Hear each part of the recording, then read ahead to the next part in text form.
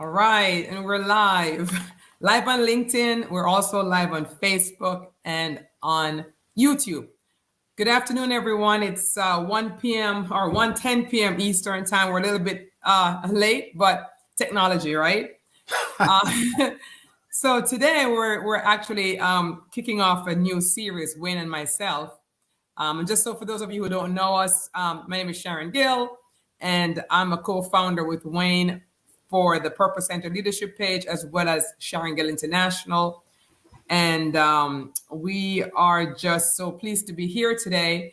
And we're kicking off a show that we're calling, what am I calling it again, Wayne? What's your take? What's your take? What's your take? Where we're going to be pulling themes from the daily headlines. Yeah. And then we're going to see how it applies to you in your leadership and in your life. So Wayne, why don't you just say a few words, and then I will welcome everyone who's watching. Yeah, sure. Thanks, Sharon. So today we're scouring the headlines, and a couple of different headlines caught our attention. And this will be kind of a free-flowing discussion. So I'll bring up the first one. I'm actually before you start, Wayne, before you start, Wayne, don't start as yet. Yeah. I'm going to give people a few more seconds to log on. I saw a viewer on, it might have been Facebook. So the LinkedIn folks, you know the deal. There's 33 of you guys on right now, from what I can see. So if you could post your name and your state or country, that would be a real big help, because we want it to be a little bit interactive today. We're going to ask for your participation as well. So your name and your country, please post that so we can say hello to you, and we will bring up certain questions on the stream. So thank you for kicking in. Thank you for joining us. But before we jump into it, let's see who is here. Let me see who's going to be the first to say, I am here. And if you're on Facebook or on YouTube, same thing. You know, we're looking at the comments fit everyone. So there might be a little bit of a delay, but I know you guys are actually watching because I'm looking at you guys on my other screen. But today's broadcast is, hey, thank you for being brave, Lorelei and Clara. Thank you for being brave. Daytona Beach. And Clara said DMV. Shabir says USA. Jim says North Carolina. Shelly from Vancouver, Canada. Stephanie from Texas. Jamie from Maryland. Thank you guys so much for joining us today. Appreciate it. And we're looking forward to your questions. But today we're going to be talking about, what's your take? And so Wayne is going to tell us about a headline, and we're going to talk about how does this apply to you in your leadership or in your life. So keep saying, keep typing in the comments. Good to have you here. Emilia from Florida, and Margaret and from Virginia, and Tammy from Ocala, Stephen from Utah. Good to have you here. So what headline are we going to talk about today? Well, I thought we could probably cover a couple because they have some similar themes, Sharon, that we can pull out. And I'm sure your audience is going to be, just what's the word I'm looking for? Resonate with. It's going to resonate with these topics. The first is with the company Peloton. Now, many of you have heard of Peloton. They're known for their exercise bikes and their treadmills, health company, and has just done amazingly, right? And they just announced, though, I'm going to say, according to ABC News, they actually suffered their worst day as a publicly traded company in history on Friday, after they told investors that it's going to likely lose more money than it had actually expected in the coming year. And the main reason for that is that as the demographics have shifted, as we've started to come out of the pandemic, people are going back to their workplaces. People are going back to gyms. People are using their disposable income in other ways, like restaurants and other activities. They are pulling back from Peloton, which made a lot of gains during the pandemic, when everyone was at home. So that just brings up a situation that all businesses have to deal with, right? That during one particular scenario of the pandemic, it was one thing. Now we're moving into uncharted territory. So how's that going to affect our businesses? All right, so that's interesting. So let me break that down from my interpretation of that, right? Yeah. And I want the business owners, the entrepreneurs, the leaders, everyone on this call to really listen and to really add your take, right? So Peloton, by the way, that's the exercise bike company. We all see them on TV, and we see the mirror, and we see all this different stuff that they're advertising. Last year, I think they had their best year. I think because of the pandemic, because everyone was at home, and we all know to bust stress, we got to exercise. And so I believe that last year, Peloton had more demand than even supply, right? Yeah. And so what Peloton did is they ramped up production, and they, they ordered more stuff, right? And they did this because they were looking at what was happening, and they were expecting that to continue, right? And it may not have seemed like a bad idea at the time, but there is a lesson in this, folks, okay? So, and I'm already seeing this, Wayne. Yeah. So last year was a very unique year for the entire world. We found ourselves in the middle of a pandemic. We found ourselves in a place where, we're pretty much hostages at home, right? And so companies had to pivot, had to send people home. They were doing, remote work primarily. People lost businesses. Some people actually, made a lot of money, but many people lost companies, right? And so smart entrepreneurs were trying to figure out, well, maybe next year this may continue because we don't have a cure for COVID, so we may still be home. The problem is this, and this is a problem for all of us, I think. The sand hasn't settled yet, right? So Peloton made a gamble on us being at home for 2021 and 2022. Well, halfway through 2021, a lot of our people got vaccinated and felt safer to be out. And we were tired of being home. And we missed the gym and the camaraderie at the gym and all the other things that make up society, make us tick as human beings, right? And so Peloton miscalculated.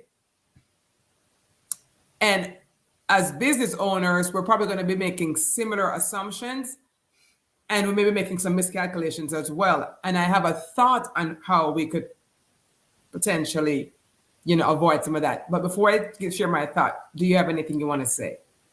No, just when these things happen, I always learn something, right? And then I try to take a little bit of comfort for myself as a small business owner, right? And then for some of our clients who are also small business owners, because I know that's one of the things where we will beat ourselves up, or we will get into imposter syndrome, or we'll have the who am I complex. I don't know what I'm doing. And it's not that looking at a company like Peloton will say, well, oh, I'm glad that's happening.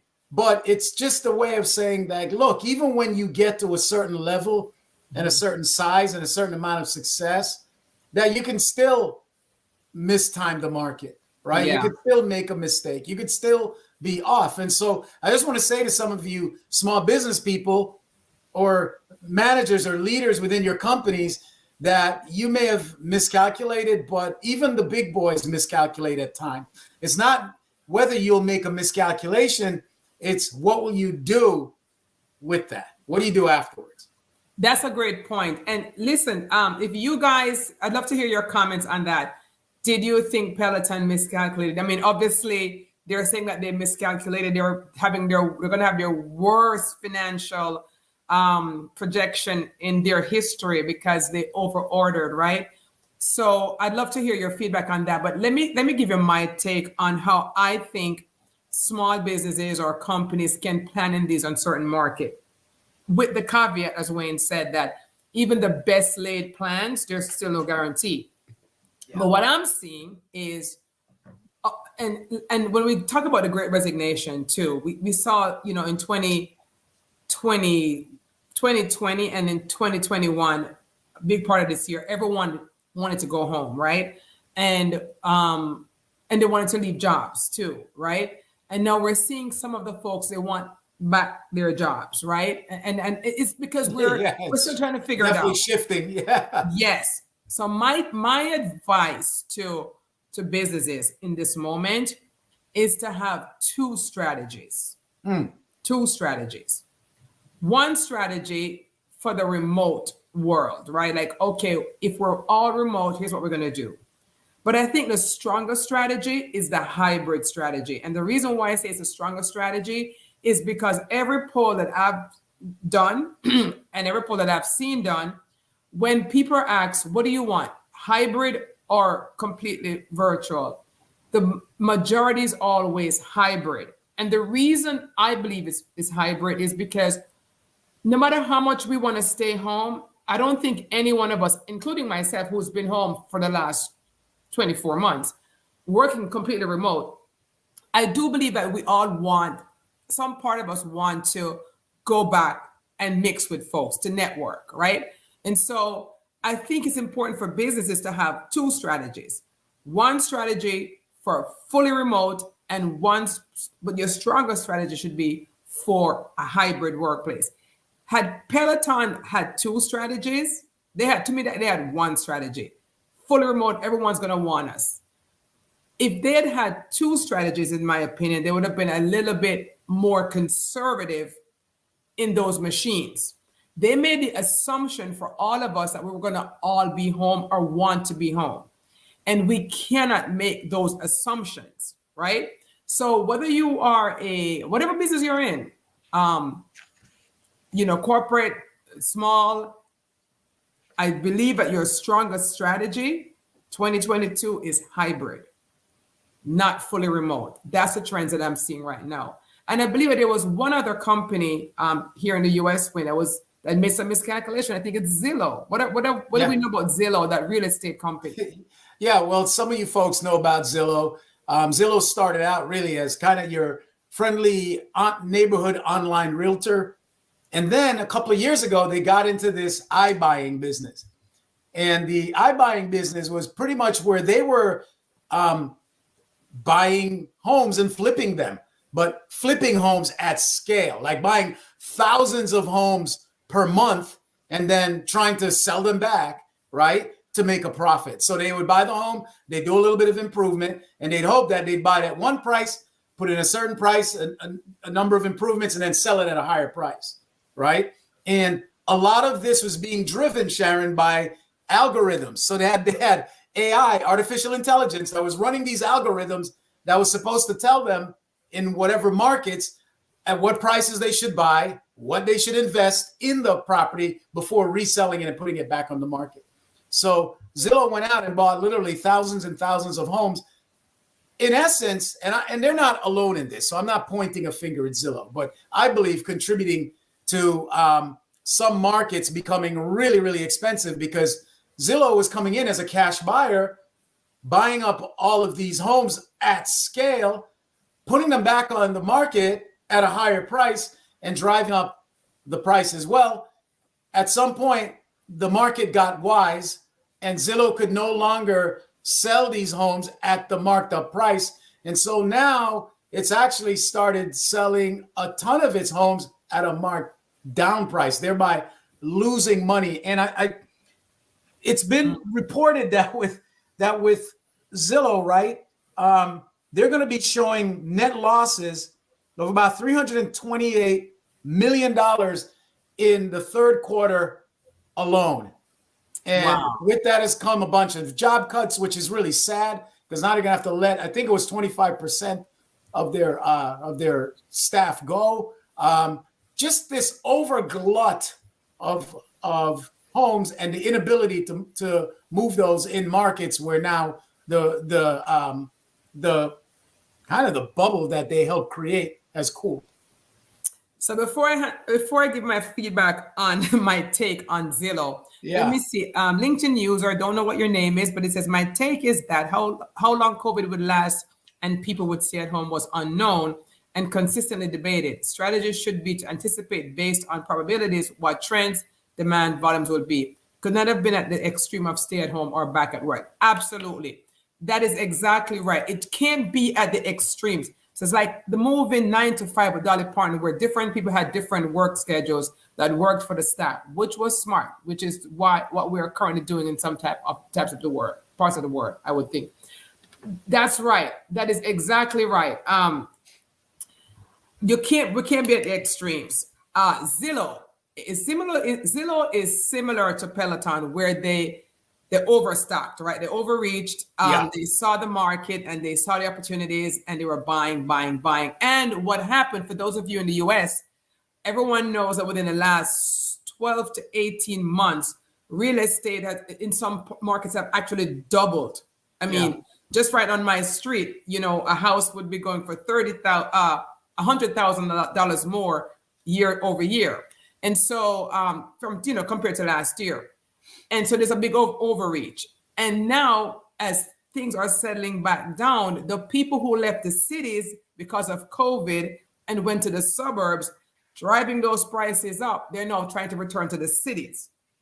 So again, we all made decisions like, as a LinkedIn user said, in the extremes. Like, oh my God, I'm leaving the city forever because we're all panicked. There's nothing is forever, okay? So having, again, that dual track, right? As the LinkedIn user said, not planning for the extremes. Business people, don't plan for the extremes because we don't know what those are yet. What we're seeing right now and where I think we're going to end up is really a hybrid world. That's where I think we're heading, and that's where we're in. That's what's going to, I think, fit most comfortably with the majority of the human race, right? There are people who are saying they'll never go back to work. I said that too, but I do enjoy networking here and there. So hybrid is going to be the way to go. I'd love to hear some of you guys comment on that as well. Shelley says, let's see. Shirley says, interesting, in the financial services industry, there is such a shift to digital. However, there are still people that like to attend in person. Unfortunately, we're in a space where employees have been laid off or have, I think you meant resigned, and now they have a shortage to not fulfill needs. It would be a crisis if you haven't empowered your employees to learn and fulfill the gaps. That is another issue, Shelley, for sure. Leaders are facing the issue. You're right. They hadn't trained. When things were good, they were in their own leadership bubble that things will always be the way it is. And so I think maybe 85% of leaders were caught flat-footed with this whole thing. So they had untrained staff, they had unhappy staff, they had unhappy team members, they had unappreciated team members. And now the team went like this, and the businesses are suffering that shortage. And there's no pipeline of leaders either, or managers, because there was an issue in the whole training. So there's so many lessons to be learned from this. Folks, you want to jump in there, Wayne?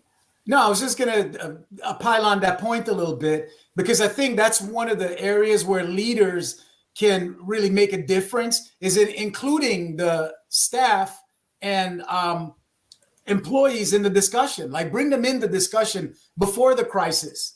Yeah. Many times we think that upper management has all the answers. And in the case of Zillow, for example, they were running their algorithms off of artificial intelligence. Yeah. Right. So, we have the robots really telling us how to spend our money. And as we can see, they're literally losing or could lose billions.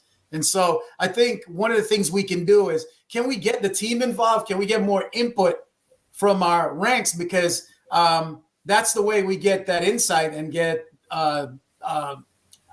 another perspective in order to make better decisions for the future. I'd be curious to know if Peloton and Zillow actually involved anyone.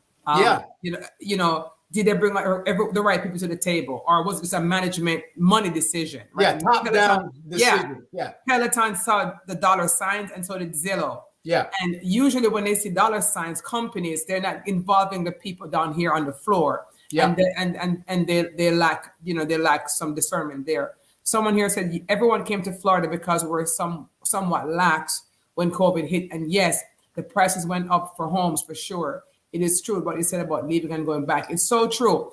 Yes, and that's the same thing too. We're originally from South Florida. We moved to North Carolina 2 years ago, and great prices here. But literally next door, my neighbor house went up 100,000 in a year. Now I'm seeing prices stalling, and I'm seeing homes on the market longer because people were all just reacting. It's never good to be reactionary in leadership, right? And as a leader, calm minds must prevail. And I hope leaders will take away from this the value of getting input. The very people that leaders took for granted, Wayne, have walked, through the door. I always say this thing: your most valuable asset is not the building, it's the people who work for you in those buildings. Krista says, so true. Don't plan based on panic. Of course, you need to respond to change, but make sure you have a long view. I think the best way to do that is to keep close to your customers. So true, Krista. Great point. Keeping close to your customers, your frontline workers, the ones who are actually dealing with the customers. They're hearing from the customers. They're getting that feedback. So absolutely. And then Shirley says, I agree 10,000%. I believe leaders have a huge impact for the better. I mean, and Lorelei says AI has a lot to learn. They sure do. They're getting there, but they sure do. And so what else do you have for us, Wayne? Anything else from the headlines? I mean, those two really were two, current stories, right? That, I feel bad for Peloton, right? Last year I was celebrating. I was like, wow, this is awesome. That's so good for them. And they came up with more innovations, but they miscalculated. And now they're all the gains that they made last year, they're going to actually be in deficit. And you said something earlier, Wayne, to the entrepreneurs. Yes. Line. At the end of the day, we're here sitting and we're talking because we can be armchair quarterbacks. Yeah, we're armchair quarterbacks, right? And so I really don't want to, minimize really what Peloton is going through or Zillow, because it could happen to all of us. Sure. And the point that you made, Wayne, is jobs. true. Yeah. Yeah, people are losing jobs. This is bad. That sometimes we think that we are not that smart, and these are the smarter companies. But even with these smarter companies, like you said, I don't want that point to be lost. They have the brightest mind. They have the brightest consultants. They have the brightest coaches, and they still miscalculated. So we don't want that to be lost. LinkedIn user, and I don't know your name, just says LinkedIn user on here. At my job, we discussed all of our options and made sure we provided suitable information as it came down the pipeline as to where everyone's job stood. My organization made sure to provide all of the information or resources that we needed to make sure we had our jobs and took care of our patients and their families. However, some people reacted and jumped ship. I am still here and still supporting my staff. LinkedIn user, and again, I don't know what your name is, but there was this great article that I posted on the Purpose-Centered Leadership page, this page, that spoke to that, what you just said. There were people who jumped ship and left, but there were those who stayed. And the warning for leaders was, stop looking at the people who left. Stop crying over what's already spilled and focus on those who stayed. Because like you said, they're still there. And those people who stayed need to be invested in and appreciated. So that's a great point. All right, so we're going to give you guys another 5 minutes. Wayne, I don't know if you want to add anything else to see if there's any more comments or feedback, or what other headlines that you've seen that you'd like us to address in the next 5 minutes. So we'll give I would just say one other thing. I won't bring up another headline. I think you know, those two are hold some great points in there. One thing that I did hear, and this guy was he was a commentator, and you know, Sharon and I we're here commentating, right? We're putting in our 2 cents like everyone else was. But this gentleman was putting in his 2 cents. He is a reporter in the fitness area, and so what he was saying was that in following Peloton, one of the weaknesses he saw in the company, and this is his opinion, but was in the communication area. That even with regard to this whole crisis they're going through, but also in other things like with when products are delivered and if it's going to be late or if there a part missing, or the whole communication stream with Peloton, he was criticizing. And our last LinkedIn user there, the name wasn't given, but that person was talking about communication, how their company communicated with the staff and communicated with customers, just kept those lines of communication open. So I just wanted to leave on that point myself, that you can overcome a lot with communication. You really can. If you can just bring people into the conversation, you could accomplish so much more. I know that in everything that we do, Sharon, in our business, that having certainly, of course, our perspectives, but in bringing outside perspectives, it's tremendous. And so I just want to leave that with the people there as well, too, that, you know, communicate, open it up, bring in other voices, listen. No one has this. Who can predict the real estate market or, you know, the fitness market or any market, right? So you got to listen. You've got to open your ears and be teachable. And so I just want to leave that on the floor for today, Sharon. And her name was Amelia. Amelia, thank you. Amelia, yeah. And you know, it's very true. Communication is, when we work with clients, that's the first thing we address with the CEO. What is a communication channel? What does it look like? And, you know, for those of you who follow us, you guys know that we have a consultancy. We work with leaders and we work with teams, right? We work with CEOs. When a CEO hires us, the first person I go to work with or to go to work on is a CEO. Because everything starts there. As the leader, the decision making. I was speaking with someone today, a CEO, and I said 95% of the decisions that you make can be done by anyone, can be made by anyone in the company. That 5%, though, is why you're the CEO. And so, you know, for sometimes it's better sometimes when a CEO brings in a consultancy or a consultant, because sometimes the trust has been lost or their communication is not that effective. And an outside voice tend to be a little bit more neutral. Sometimes the relationship between the CEO and the team is broken, and then the trust is broken.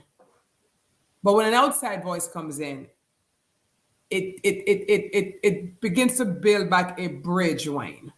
Yeah. You know, and so, you know, that's what we're here. That's what we do. And we also work with entrepreneurs, first timers, right? People are taking their ideas from concept to the marketplace. We have one, you know, we have one of our boot camp members here on this call right now. So for those of you who did leave and said, hey, I want to go do my own consultancy, I want to go do my own business, we also have, you know, we do boot camps to take your idea from concept to market.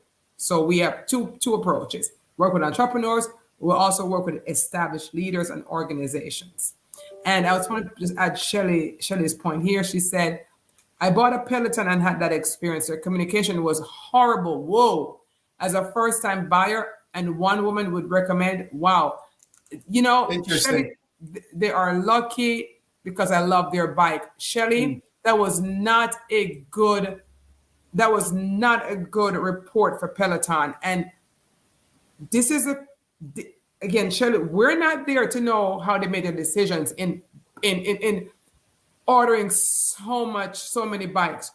But if their communication is horrible, then the communication channel from top to bottom might have been the reason why they over ordered, Wayne, because they weren't getting in the proper data. Their communications channel was poor.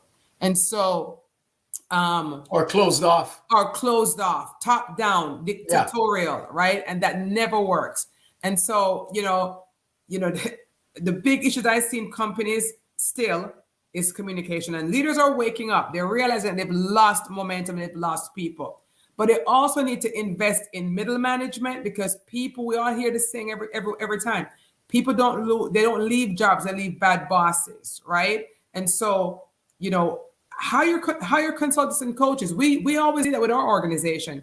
Bring an outside voice in, because sometimes you have tunnel vision. Sometimes you have blind spots as a leader.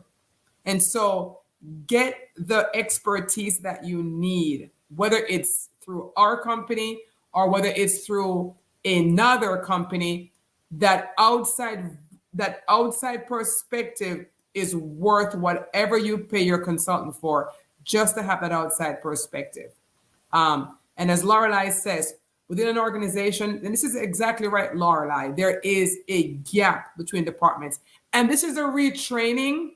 This is a retraining that leaders need, Wayne. Yeah. The gaps in these organizations, the communication gaps, right? Silos. Yes. Mm-hmm. And that doesn't work in a hybrid environment. No. It never worked anyway, but it certainly cannot work in hybrid, where some people are at home and some people are in the office. You need to have exceptional communications at this point. So you guys were an awesome, awesome audience. Thank you for those who participated, Lorelei, Shelley, Amelia. And if you're watching this broadcast and it's after 1:50 p.m. Eastern, you are a team replay.